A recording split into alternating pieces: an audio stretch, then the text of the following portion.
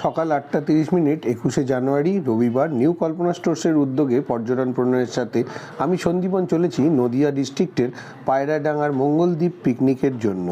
বাস ছাড়ার কিছু সময়ের মধ্যে হাতে চলে এলো সকালের জলখাবার, কচুরি, আলুর দম আর একটা মিষ্টি। খাওয়া শেষ করতে করতে দেখি বাস ছুটে চলেছে প্রায় 80 কিলোমিটার বেগে কল্যাণী এক্সপ্রেসওয়ে দিয়ে। যাই হোক, আমাদের বাস কল্যাণী এমসকে পেছনে রেখে পৌঁছে গেল পায়রাডাঙ্গার মোড়। পায়রাডাঙ্গার মোড় পেরিয়ে যখন আমরা পৌঁছে গেলাম পায়রাডাঙ্গা স্টেশনে, রাস্তার অবস্থা খুবই খারাপ। গাড়ি একটুটুকুনিও এগোতে পারছে না, অ্যাম্বুলেন্স যাওয়ারও জায়গা নেই। যাই হোক, অনেক প্রতীক্ষার পর আমরা পৌঁছে গেলাম আমাদের পিকনিক স্পট শিবপুর ঘাট বা মঙ্গলদ্বীপ। এখানে নেবে আমি জায়গাটা একটু ঘুরে দেখে নিতে থাকলাম। এখানে ছোট ছোট জায়গায় অনেকে পিকনিক করছে। পিকনিক স্পটে ঢুকে দেখতে পাবেন পুরুষ এবং মহিলাদের জন্য শৌচালয়ের ব্যবস্থা রয়েছে।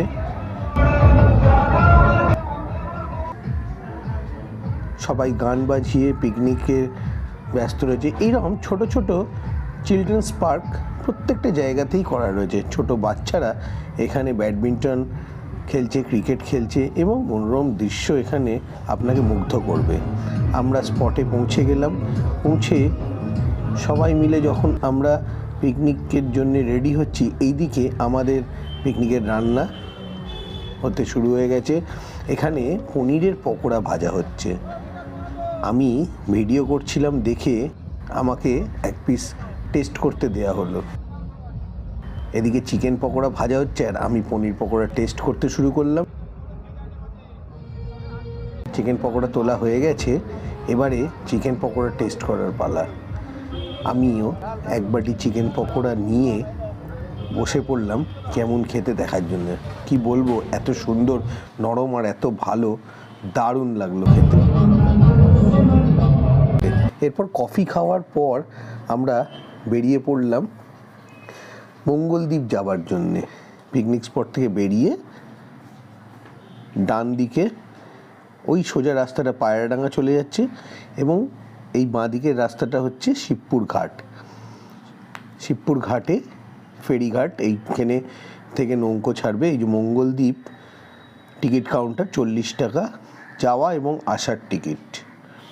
নেমে পড়লাম ঘাট থেকে জেটির কাছে। টিকিটটা আসার সময় কি করে হবে? এবারে বোট থেকে চলে আসতে হবে। বোট নিয়ে যাবে, ওখানে তখন টিকিট দেখাতে হবে না। নৌকোতে খুব সাবধানে আপনাদের উঠতে হবে, কারণ জেটি মানে এখানে বাঁশের তৈরি। ও লাভলি, দারুণ। তারপরে ওই ওপরে দেখছেন টিকিট কাউন্টার আর নিচে জেটি, আর ঠিক তার উল্টো দিকে ওই দেখা যাচ্ছে মঙ্গলদ্বীপ। এটিও একটি পিকনিক স্পট। নৌকো চলেছে।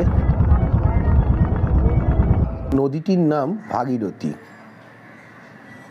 এই পারে এসে ওপারে দেখতে পাচ্ছি আমরা শিবপুর ঘাট।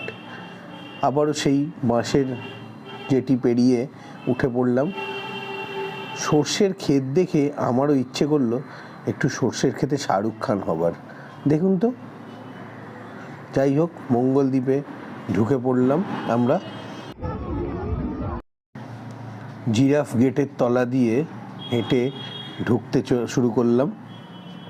এখানে লায়ন্স ক্লাবের একটি পার্ক তৈরি করা আছে লায়ন্স শতবর্ষ উপলক্ষে, এবং আরও ছোট ছোট পার্ক রয়েছে এবং অনেক প্রতিকৃত বানানো রয়েছে। এই দেখুন, এখানে আরও একজনেরা রান্নার ব্যবস্থা করছে পিকনিকের জন্যে। ছোট ছোট সুন্দর শৌচালয় বানানো রয়েছে, আর এত সুন্দর প্রাকৃতিক পরিবেশ আপনাকে মুগ্ধ করে দেবে। এই ছোট ছোট ঘরগুলো কেন বানানো তার উত্তর আমি পেলাম না। এখানে একটি কপিল মুনির মন্দিরও আছে। যাই হোক, এখানে দেখার মতন কিছুই নেই। আবার ঘাটে ফিরে চললাম, আর ঘাটে ফিরে এই দাদার কণ্ঠ শুনে স্তম্ভিত ফিরে পেয়ে দেখতে পেলাম ওই যে চূর্ণী নদী।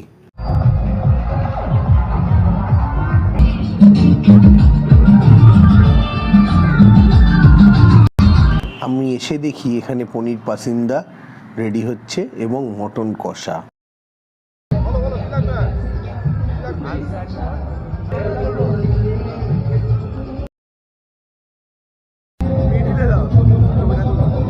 আমি খেতে বসলাম পনির পসিন্দা, রাইস।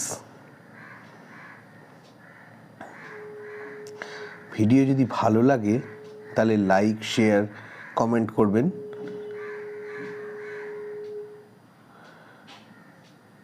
ডাল, আলু ভাজা, কপি আলুর তরকারি, খুব সুন্দর আইটেমটা হয়েছিল।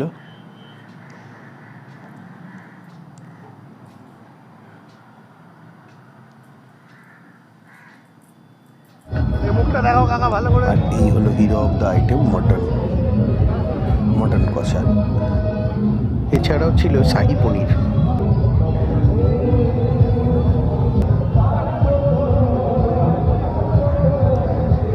খুবই সুন্দর আর নরম মটনটা রান্না হয়েছিল। এখানে আসতে হলে যদি আপনি বাই রোড আসেন তাহলে কল্যাণী হাই রোড হয়ে আসবেন, আর ট্রেনে আসলে শিয়ালদা থেকে মেন লাইনের ট্রেন যেমন কৃষ্ণনগর, শান্তিপুর, রানাঘাট, গেদে, এই ট্রেনগুলোয় করে এসে পায়রাডাঙ্গা স্টেশন নেমে টোটোয় শিবপুর ঘাট আসবেন। ভাড়া পড়বে টোটোয় 20 টাকা করে। আর খাওয়া দাওয়ার শেষে ঘাটের কাছে যখন গেলাম বাড়ি ফিরবো এরপরে, তখন গিয়ে দেখি এই কাকা 15 টাকা ব্রোকলি আর 15 টাকাই ফুলকপি বিক্রি করছে। এই পিকনিক স্পটের ব্যাপারে আরও কিছু জানতে গেলে আমাকে কমেন্টে লিখে জানাতে পারেন। যাই হোক, আজ এই পর্যন্তই। বাস আমাদের আবার কলকাতার উদ্দেশ্যে ফিরে চলল। ভিডিও ভালো লাগলে লাইক, শেয়ার, কমেন্ট করবেন। Thank you.